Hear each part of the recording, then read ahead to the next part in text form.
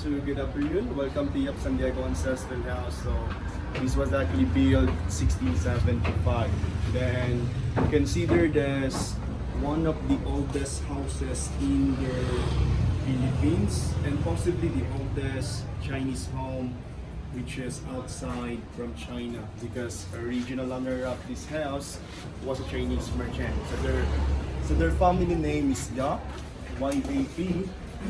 But now, it was owned by Filipino na, San Diego, because Filipino married to Chinese on the 6th generation, the Chinese, way back 1880. So that is why the house known as Yap San Diego Ancestral House. And recognized by the Department of Tourism as well. So even after the earthquake last 2011 to 13, so imagine, we've been hit 6.9 and 7.2 magnitude.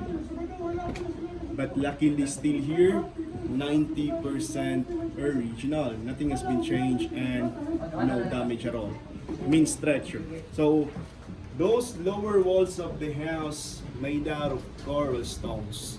Original, all of the pillars, floor, stairs, and especially the roof up there. Then all of the artifacts.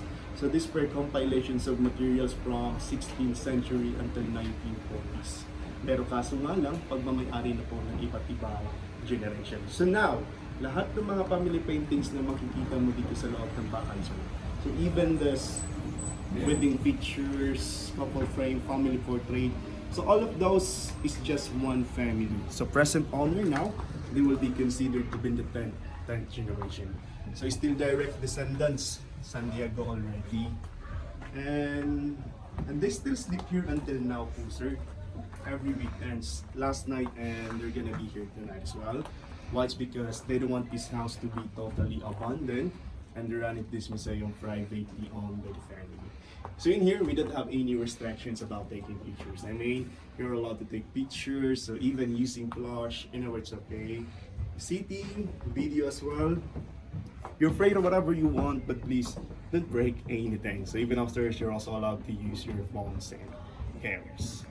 So indeed, now the house is on 346 years old. So included also in a vegetated Chinese houses of Southeast Asia. So before you might be confused, so what would be the exact arrangement of this house? So it goes like this. So lower part of the house, this was used in a storage area before your snack room. So there's no tables, chairs, whatever in here, and this is where we put all agricultural and livestock products. So that's why the original ground floor before, it used to be like this, plain earth. So there's no cement before, so people live in the upper pockets. So what will you see upstairs, sir? That's the exact arrangement of the house. All right. And this is cooking area before. Then toilet, so culturally it's always been outside of the house for safety and sanitary purposes. Have you seen the wedding picture out there, right? My wedding pictures doon, sir. That's them, present image na may-ari ngayon. So I dress up like that and they live like an old people. 5860, Filipina, Spanish, Filipino, Chinese. So in a way, the toilet is already modern. But the original, sir, is the location as well. And this is the garden, sir, from here.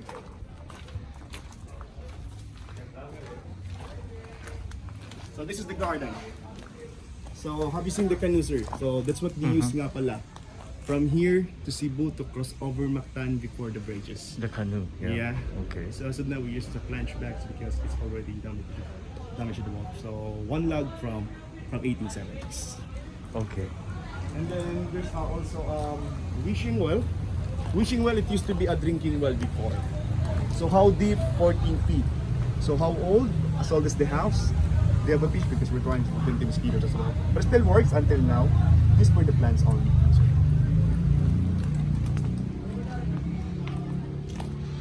So we got that. Okay.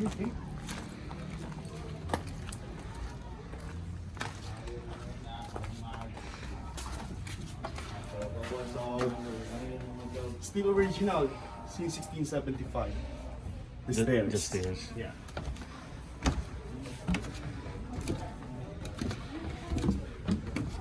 So arrangement of this house, it goes like this. This is the main entrance of the upper part of the house.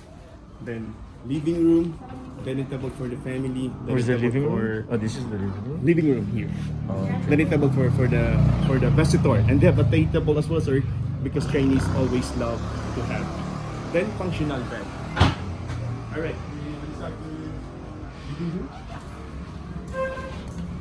So ito po yung living room nila, sir. Supposedly, sir, wala tong lamesa. So that's why we had 2 dining tables lang po. So even before, nauso na pala yung informal at saka formal dining table. Yes, sir. The only part never been restored since then. The roof. The roof is made out of patisa or terracotta tiles or Chinese brick tiles. So that's our major problem every time the rain is coming. So there's a leak. So what would be their glue? There's no cement before, right? So they were just using a mixture of egg whites and mixed cross limestones. So imagine, sir, how many eggs they have to do. So there's a lot of chicken, right? So do you know how heavy the roof? Almost 2 kilos each per tile. And the floor, especially the stairs, Philippine hardwood, known as mulave. Molave. Yeah, mulave wood. So locally known as tugas. Tugas. Yeah, right. And this is a radio from 1932, sir. Oh, that's Yeah, it was being connected last 2015, but it still works until now. I'm looking for only one station. Oh, that's okay. That's okay. Yeah. And the mirror behind you, sir, that's the oldest street in the Philippines, po, sir. What's that? The oldest street in the Philippines, Colon Street. So that's how it looks like a Colon Street before, 2 blocks away from this house. Yeah. Alright, then here, we have also a bakos. So if they have visitor po, sir, dito lang po sila kumakain noon kapag may bisita. So latest collections of glasswares from 1940s. Tinatawag po nila na Pesta glasswares or Carnival flakes as well. So premium lang to before, sir, kapag may area. Okay. And so once again, paintable because Chinese always love to have it. So are you familiar with this kind of chair, sir? So No. basically at first, it was invented for giving birth. For giving birth, why it's a very long arm, put your legs up in birth, and later on, it was developed in a more comfortable chair or lazy chair or relaxing chair as well. So which is the best part is relaxing chair. Alright.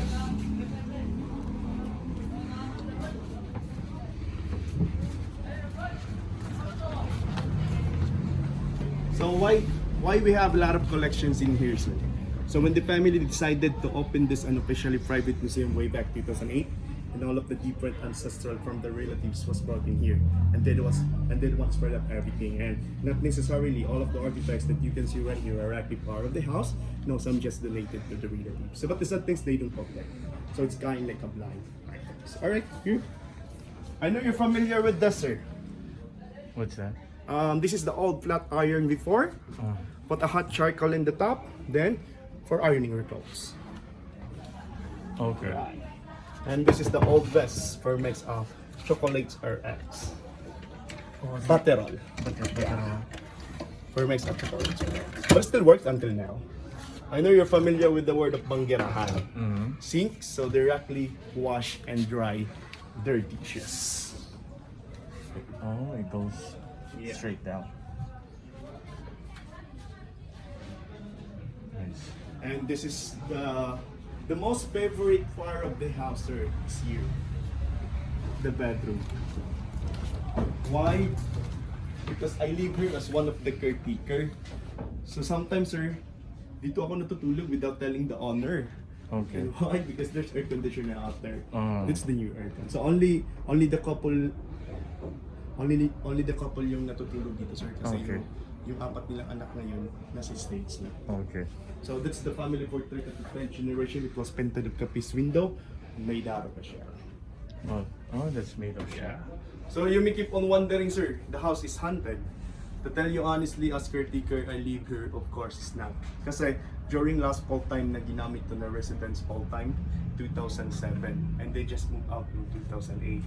So since 2008, yung family, they always come here every weekends.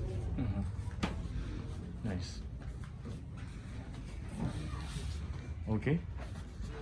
So, thank you. Thank you, and have a good day. Okay, nice.